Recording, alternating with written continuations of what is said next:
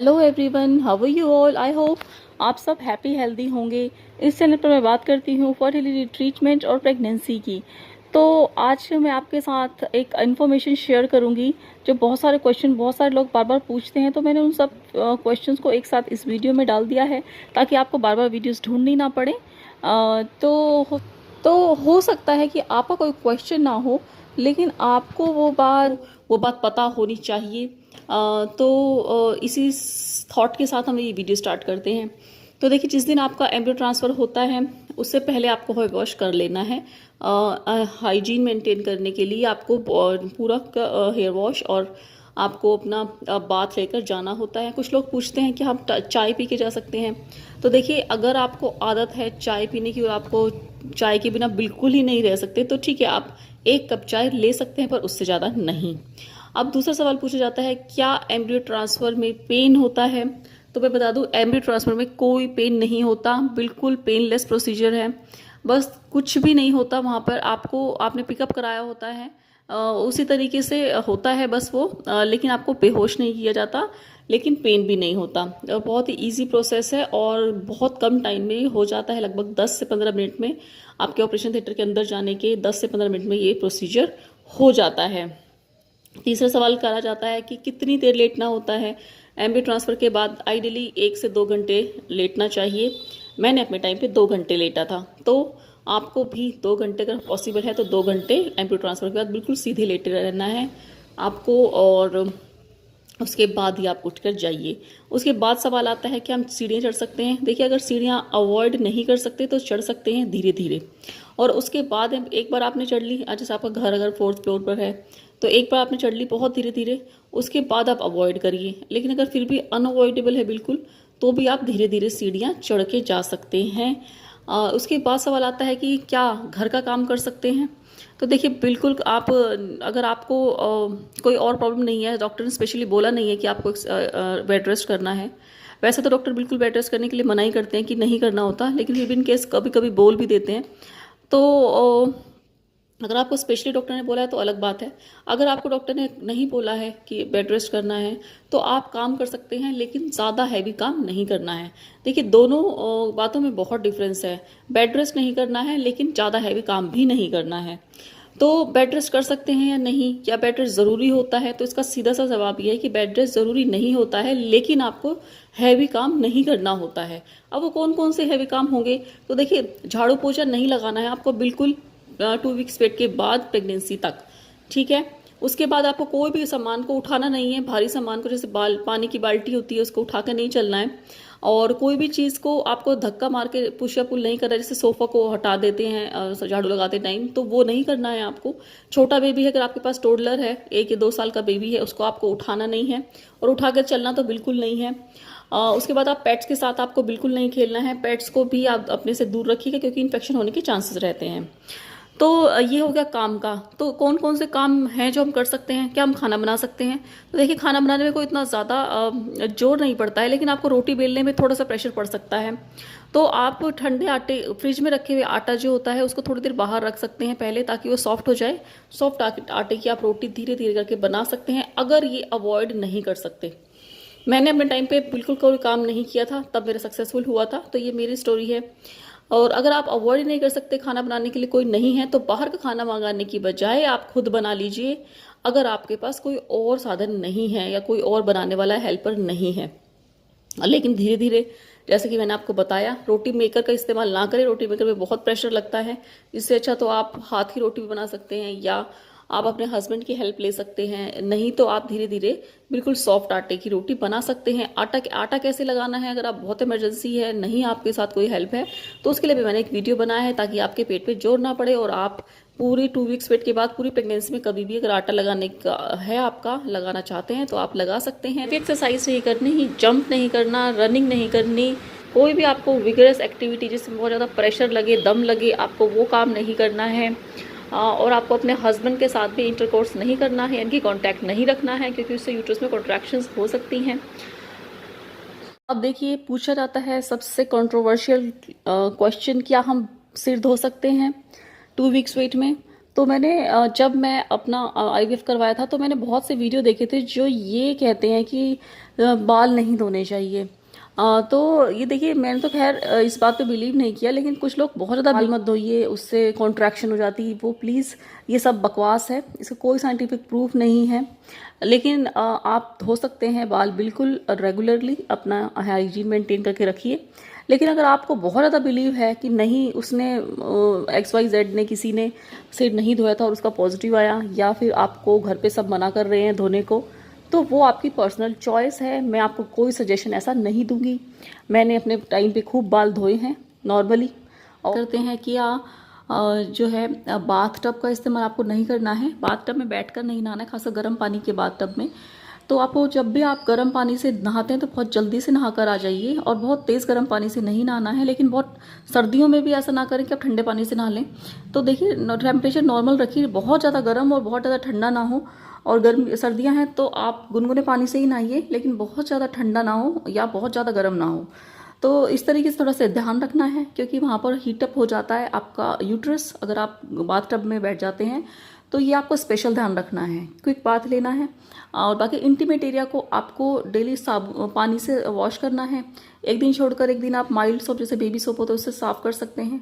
नहीं तो आप हर तीसरे दिन आप जो इंटीमेट वॉश होता है, आप डॉक्टर से लिखवा सकते हैं पहले ही, और उससे हर तीसरे दिन इंटीमेट वॉश से उसको वॉश कर सकते हैं। लेकिन पानी से आपको हर रोज़ क्लीन करना है वहाँ पर, और सोप और इंटीमेट वॉश को आपको मैंने बता दिया है, हर दूसरे या हर तीसरे दिन यूज़ करना है, लेकिन पानी से हर रोज़ करना है। करते हैं कि क्या हम चाय पी सकते हैं 2 वीक्स वेट में? तो देखिए, अगर आपको बिल्कुल सिर में दर्द होता है, चाय के बिना बिल्कुल रह ही नहीं सकते, बहुत ज़्यादा आदत है, तो आप 1 कप चाय ले सकते हैं। आइडियली आपको चाय बिल्कुल मना की जाती है, बिल्कुल अवॉइड करनी चाहिए चाय, कॉफ़ी, अल्कोहल, स्मोकिंग। लेकिन अगर आपको चाय के बिना बिल्कुल ही नहीं रह पा रहे हैं, चाय के बिना आपकी तबीयत ख़राब हो रही है, कई बार हमें ऐसा लगता है कि हमारे सिर में दर्द हो रहा है और या फिर हम नहीं रह पा रहे हैं, तो आप 1 कप चाय ले सकते हैं, वो भी, लेकिन उसका टेम्परेचर थोड़ा ठंडा करके लीजिए। बहुत तेज़ गर्म चाय मत पीजिए अगर आपको बहुत ज़्यादा ही ज़रूरत है चाय पीने की, तो नहीं तो आपको पूरी तरह से चाय को अवॉइड करना है। अब कुछ लोग पूछते हैं कि हम क्या फ्लाइट में जा सकते, लोग पूछते हैं कितनी देर लेटना रहना है या कैसे लेटना है। हम करवट ले सकते हैं, उल्टा लेट सकते हैं, पैर मोड़ सकते हैं, या सीधा लेट सकते हैं। तो देखिए, एक बार आपका एम्ब्रियो ट्रांसफ़र हो जाता है, एम्ब्रियो ट्रांसफ़र के जस्ट बाद तो आपको सीधा ही लेटना होता है, करवट बिना लिए, और आराम से 2 घंटे तक लेटना होता है। लेकिन उसके बाद आप जैसे ही आपका ख़त्म हो जाता है 2 घंटे का टाइम, उसके बाद आप आराम से लेटिए, पैर फोल्ड करके लेटिए, आप करवट लेके लेटिए, आप सीधा लेके लेटिए। बस आपको थोड़ा सा देखना है कि आप उल्टा ना लेटे बहुत देर तक। अगर आपको बहुत ज़्यादा आदत है उल्टा लेटने की, तो आप थोड़ी देर लेट सकते हैं, लेकिन आप इसको अवॉइड करें, उल्टा लेटना। अब 2 वीक्स वेट के बाद पूरी प्रेगनेंसी तक आप उल्टा ना लेटे तो ज़्यादा बेटर है। और अगर सबसे अच्छी पोजीशन पूछेंगे सोने की, तो मैं कहूँगी आप लेफ़्ट करवट लेकर सोएंगे तो सबसे अच्छी पोजीशन होती है सोने की। लेकिन आप ज़बरदस्ती ऐसा ना करें, आप जिसमें कंफर्टेबल हो आप वो उसी तरह सोइए, क्योंकि आपकी कंफर्ट लेवल जितनी होगी उतना ही आपके लिए अच्छा है, ना कि आप ये प्रिकॉशंस के पीछे भागें कि ऐसे नहीं सोना, मुझे लेफ़्ट करवट ही सोना है।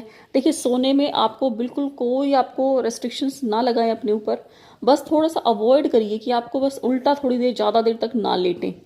बाकी आप उल्टा, आप करवट लेके लेटो, सीधा लेटो, पैर फोल्ड करके लेटो, पैर को नीचे कपड़ा लगा कर लेटो, जैसे मैंने बोला कि थोड़ा बहुत रेस कर सकते हैं। नहीं कंफर्टेबल है तो आप सीधा स्ट्रेट लेटिए।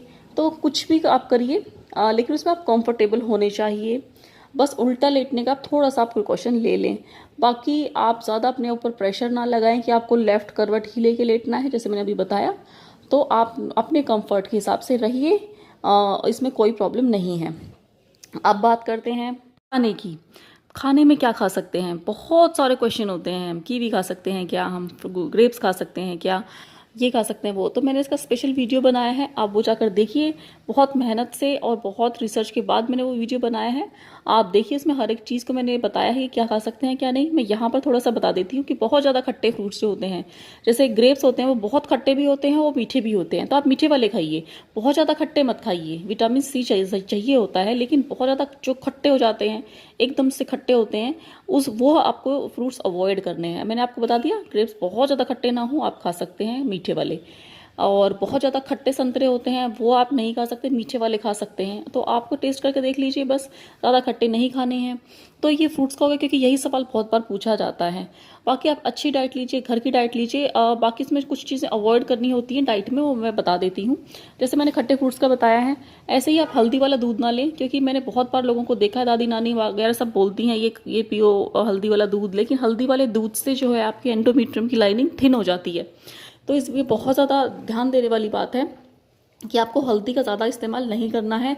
दूध में, पानी में ऐसे मिलाकर नहीं पीनी। आप सब्जी में थोड़ी बहुत ले सकते हैं, जैसे हम एक चुटकी भर सब्जी में डालते हैं तो इतनी आप ले सकते हैं, लेकिन अलग से हल्दी वाला दूध स्पेशली आपको बिल्कुल नहीं लेना है पूरी 2 वीक्स वेट से प्रेगनेंसी तक। तो ये हो गया दूध का। बाकी एक रेड मीट होता है, आपको फ़िश नहीं खानी, और रेड मीट को इसको आप थोड़ा सा अवॉइड करिए, और आप घर का बना हुआ सादा खाना खाएंगे जिसमें आपके फ्रेश फ्रूट्स और वेजिटेबल्स हों। हर रोज़ आपको कलर बदल बदल के खाना अगर आप खा सकें तो ये बहुत अच्छा है, यानी कि हर कलर की आप वेजिटेबल खाइए। आप हर रोज़ चेंज करिए कलर्स को। मैं इस पर स्पेशल वीडियो भी बनाऊंगी कि कलर का क्या सिस्टम है, लेकिन आप एज जनरली आप ये देखिए कि आपके खाने में जो है वो कलर चेंज होते रहें सब्जियों में। तो इस तरीके से आपका ये खाने का हो गया। मैंने अवॉइड करने वाली चीज़ भी बता दी आपको। मेन है टी है, कॉफ़ी है, अल्कोहल है, स्मोकिंग है, रेड मीट है, फ़िश है, खट्टी चीज़ें हैं, बहुत ज़्यादा खट्टी जो होती हैं वो है, बहुत ज़्यादा गर्म तासीर की चीज़ें हैं, हल्दी वाला दूध है, और बहुत ज़्यादा जीरे का पानी। हाँ, जीरे का पानी भी आपको अवॉइड करना है। जीरे का पानी कुछ लोग खाली पेट पीते हैं, तो आपको वो भी अवॉइड करना है। तो ये सारी चीज़ें आपको अवॉइड करनी है, ये बहुत इंपॉर्टेंट है। बाकी क्या खाना है कि आपके लिए हेल्दी रहेगा, उसके लिए अलग से वीडियो है, वो जाकर देखिए। तो ये आपका खाने का हो गया। अब बात करते हैं ट्रैवल की। देखिए, आप ट्रैवल को अवॉइड करना होता है एम्ब्रियो ट्रांसफ़र के बाद और प्रेगनेंसी के फर्स्ट ट्राइमेस्टर में। लेकिन अगर आपको ट्रैवल करना पड़ रहा है, अनअवॉइडेबल है, तो आप अपने पर्सनल व्हीकल से जाइए। बस, ऑटो और बाइक और स्कूटी वगैरह ये सब अवॉइड करिए। अपने पर्सनल व्हीकल में जाइए। आप खुद मत ड्राइव करिए, आप ड्राइवर के साथ जाइए या किसी नोन के साथ जाइए और उसको बोलिए कि आप धीरे स्पीड पर गाड़ी चलाइए। अगर आपको खुद ड्राइव करना है तो आप ध्यान रखिए कि आप स्लो स्पीड पर गाड़ी चलाएं, अगर वो अनअवॉइडेबल है। नहीं तो आपको ड्राइव करना और ट्रैवल करना थोड़ा सा इसको अवॉइड रखें तो ज़्यादा अच्छा रहेगा। अब बात करते हैं कि आप जॉब कर सकते हैं या नहीं। देखिए, जॉब के लिए 2 बातें हैं। मैंने अपने IVF के टाइम पे बेड रेस्ट किया था, मींस मैंने कोई काम नहीं किया था, और मैंने उसके लिए अपनी वीडियो भी डाली, आप जाके वो भी देख सकते हैं। लेकिन कुछ लोग जो है वो जॉब से छुट्टी नहीं ले सकते, जॉब करना उनके लिए ज़रूरी है। तो ऐसे लोगों को मैं 2 बातें बताना चाहूँगी। एक तो ये कि अगर आप बहुत लंबे टाइम से जॉब कर रहे हैं तो फिर एकदम से आप जॉब छोड़कर अगर आप घर पे बैठोगे तो आपको डिप्रेशन हो सकता है। आपका मन सारा दिन यही सोचता रहेगा कि सिम्टम्स क्या है, क्या हो रहा है। एक तो ये चीज़ है, तो उससे आपके जो है अगर टेंशन बिल्डअप होगी तो आपके जो चांसेस हैं वो थोड़े से कम हो सकते हैं। रिसेप्टिविटी आपके एंडोमेट्रियम की कम हो सकती है। तो ऐसे केस में आप दूसरा ऑप्शन क्या है कि आप जॉब करिए, लेकिन आप जॉब के टाइम पे ब्रेक लेते रहें। यानी कि कई बार लंबे टाइम तक बैठा रहना पड़ता है, तो उससे आपकी जो पैरों का ब्लड सर्कुलेशन है वो कम हो सकता है, वहाँ पर ब्लड क्लॉट्स बन सकते हैं। तो ऐसा ना हो, इसके लिए आपको अगर लंबे टाइम तक बैठे हो तो बीच में आपको ब्रेक लेकर चलना है, और बहुत देर तक खड़े हुए हो तो ब्रेक लेकर आपको बैठना है। या फिर आप हाफ डे ले सकते हो, आप छुट्टी ले सकते हो बीच बीच में 1-2 दिन की, इस तरीके से आप कर सकते हो, या वर्क फ्रॉम होम कर सकते हो। तो इस तरीके से ये जॉब को आपको देखना है कि आपको क्या ज़्यादा सूटेबल है। आपको घर पे अगर आप बिल्कुल नहीं रह सकते तो आप जॉब करिए, या फिर आपकी मजबूरी है जॉब करना तो भी आप जॉब प्रिकॉशंस के साथ कर सकते हैं। और अब बात करते हैं कि आप टीचिंग कुछ लोग पूछते हैं, तो टीचिंग का मैं कह दूं कि आपको तेज़ चिल्लाना नहीं होता, बोलना नहीं होता, बहुत तेज़ बोल कर नहीं पढ़ाना है। मतलब आप नॉर्मल अपने वॉइस रखिए, लेकिन आपको तेज़ चिल्लाना नहीं है बच्चों के ऊपर। बच्चों को डांटिए मत, पीटिए मत।